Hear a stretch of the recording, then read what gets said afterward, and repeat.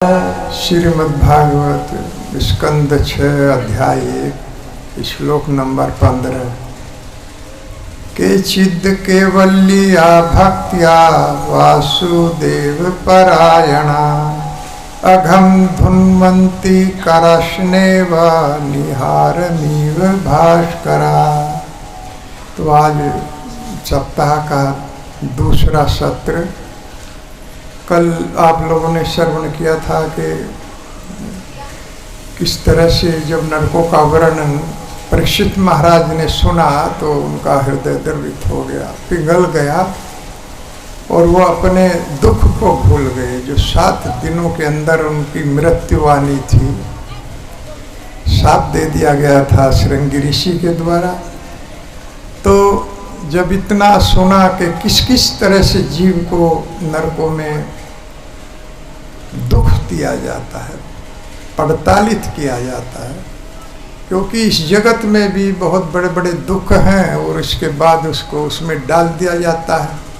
तो प्रश्न किया कि कोई ऐसा उपाय है गुरुदेव बताइए जिससे जीव यहीं पर प्रायश्चित उसका हो जाए, वो पापों से मुक्त हो जाए।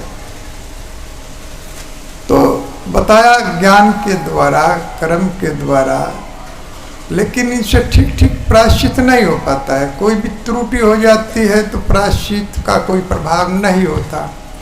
दूसरे ये पापों की जो निवृत्ति है जीव के करने की, वो समाप्त नहीं होती है। वो बार बार पाप से मुक्ति भी पाता है तो फिर पाप करने लगता है। तो पूछ रहे हैं कि ऐसी युक्ति आप बताएं कि पापों की जो प्रवृत्ति है वो ही नष्ट हो जाए, जीव जो है इधर को प्रयास ही ना करे कि पाप करने के लिए।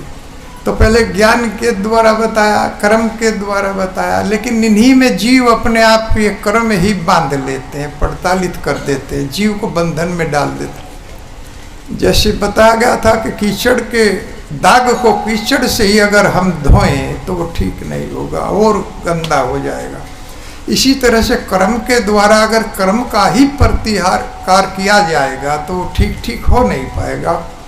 जिस प्रकार से पाप कर्म का अलग दंड है और पुण्य कर्म का अलग लाभ मिलता है, एक दूसरे को ये काटते नहीं है। पाप को पुण्य कर्म नहीं काटता है। तो अलग अलग, जैसे नर्ग राजा की कथा कल आप लोगों को बताया गया था। तो ऐसी प्रवृत्ति, क्योंकि इनके द्वारा अगर इनको नष्ट कर दिया जाता है तो फिर उगाते हैं। जैसे किसी वृक्ष को, बांस के पेड़ों को अग्नि के द्वारा जला दिया जाता है, लेकिन जैसे ही फिर वर्षा होती है तो फिर हरा भरा हो जाता है। तो कोई ऐसा उपाय बताइए जिससे जड़ से ही निकाल दिया जाए, तो फिर वो नहीं फलेगा, नहीं फूलेगा। जब जड़ ही निकल जाएगी, अर्थात पापों की जो प्रवृत्ति है हृदय में कि बार बार हम पाप की तरफ जाते हैं फिर प्रायश्चित करते हैं, तो ये ठीक ठीक विधि नहीं है। परीक्षित महाराज ने इसको कुंजर स्नान, जो विवश कर रहा है पाप करने के लिए, और फिर इसको हम बार बार इसकी निवृत्ति करें तो ये फिर उगाता है, इसको कुंजर स्नान, हाथी के स्नान की तरह से बताया। हाथी स्नान करता है फिर मिट्टी लपेट लेता है।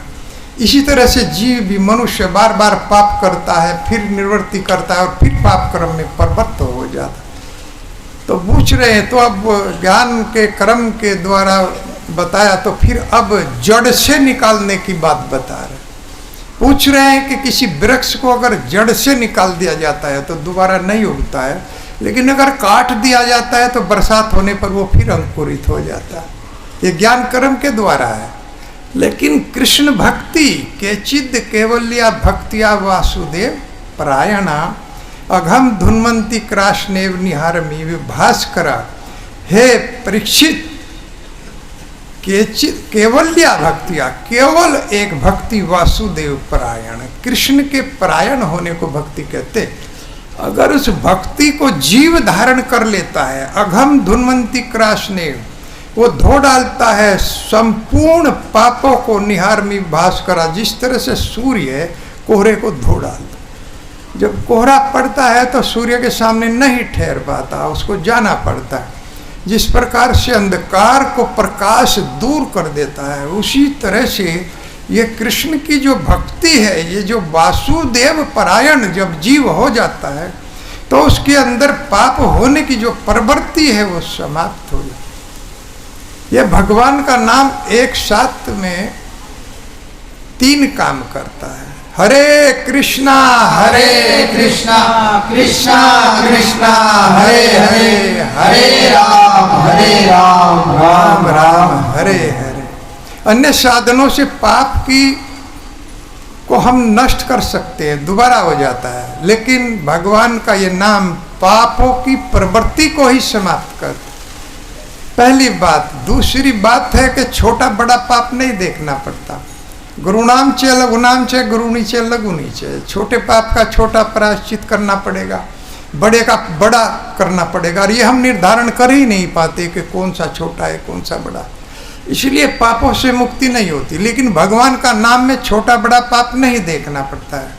कोई छोटा पाप हो जाए, बड़ा पाप हो जाए, भगवान के नाम का उच्चारण होते ही वो समाप्त हो जाता।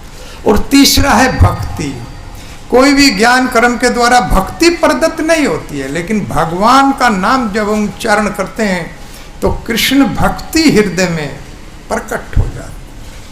तो इस तरह से ये इसके स्वभाव में, भगवान के इस स्वभाव में भगवान का प्रेम है। कृष्ण मंत्र एत स्वभाव एतार जपे कृष्ण उपजय भाव चैतन्य चरितामृत। लगातार निरंतर जो कृष्ण के नाम की 16 माला जप करते हैं उनके अंदर ये भगवान का प्रेम प्रकट हो जाता है। किस कारण से? क्योंकि इसके स्वभाव में, भगवान के इस नाम के स्वभाव में है कि वो प्रेम प्रकट हो जाएगा।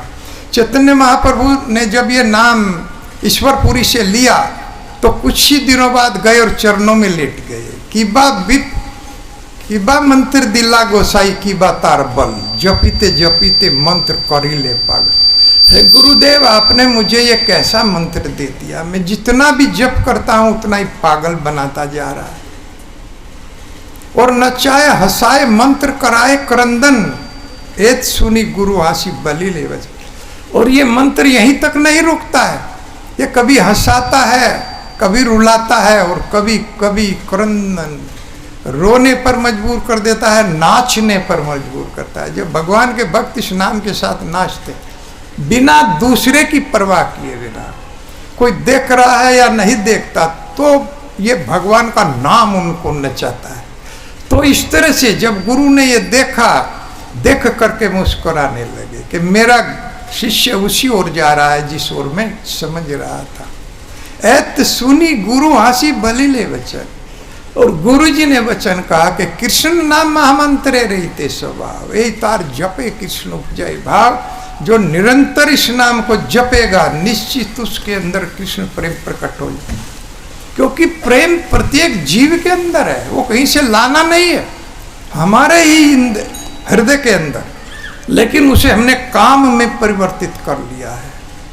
काम वासनाएं और कामनाएं, इच्छाएं हमारी इतनी हो गई हैं कि उनमें वो प्रवृत्त हो गया है, उनके पीछे हम पागल हो गए हैं। और भगवान का नाम जो है वो, भगवान का प्रेम सुप्त अवस्था में चला है। लेकिन जैसे दही दूध में जब जामुन लगाते हैं तो दही में प्रकट हो जाता है, दही बन जाता है। लेकिन जब हम भगवान के इस नाम का उच्चारण करते हैं हृदय में तो काम सुप्त अवस्था में चला जाता है और कृष्ण प्रेम जागृत अवस्था में आ जाता है। अर्थात यही काम कृष्ण प्रेम में बदल जाता है। तो इस तरह से जब भगवान के नाम का उच्चारण होता है तो ये सब इसके स्वभाव में, क्योंकि प्रत्येक जीव का कुछ अलग अलग स्वभाव है। जैसे एक बार चार साथी जो थे वो तीर्थ पर गए घूमने के लिए, तो उसमें एक चोर प्रवृत्ति का था। तो रात में किसी धर्मशाला में रुक गए, हरिद्वार में स्नान किया, फिर धर्मशाला में रुक गए। लेकिन जो चोर प्रवृत्ति का था उसके स्वभाव में था चोरी करना। रात के 1 बजे उठा और उठ करके अपने साथियों को ही बैग निकालने लगा, उसमें से सामान निकाले। फिर आया कि भाई तीर्थ में आया हूँ, अरे ये तो पाप हो जाएगा। और फिर मेरे साथी, फिर वो सामान अंदर रख दिया। फिर सोने लगा, लेकिन नींद नहीं आई, क्योंकि स्वभाव में था चोरी करना। फिर उठ करके फिर वो सामान को कि भाई फिर बाहर निकालने लगा। फिर उसको भाव आया कि तीर्थ में ये पाप हो जाएगा। फिर उसको वो घंटे 2 घंटे तक सामान को निकालता रहा और रखता रहा। जब सुबह हुई, सब उठे, तो साथियों ने देखा, अरे हमारा सामान तो इधर उधर बिखरा पड़ा है भैया। कोई चोर आया था, लेकिन सांकल लगी हुई थी। तब उसने बताया, भैया मेरे में एक स्वभाव है मेरा कि मैं रात में चोरी किए बिना नहीं रुकता, मैं बार बार चोरी करता हूँ, लेकिन यहाँ पर भक्त हैं, तीर्थ में आया हूँ, इसलिए मैं सामान को निकालता रहा और रखता रहा, निकालता रहा और रखता रहा। ये मेरे ही द्वारा किया गया है। तो स्वभाव में है। जैसे शराब पीने वाले व्यक्ति को शाम के समय कहते हैं कि हुड़क लग जाती है शराब की, वो ढूंढता फिरता है शराब कहाँ है, उसके स्वभाव में आ जाता है शराब पीना, तो वो उसी के पीछे पागल बन जाता है। तो ये स्वभाव होता है। इस नाम का स्वभाव क्या है कि वो प्रेम, कृष्ण प्रेम देगा, हमारे हृदय में कृष्ण का प्रेम प्रकट करेगा।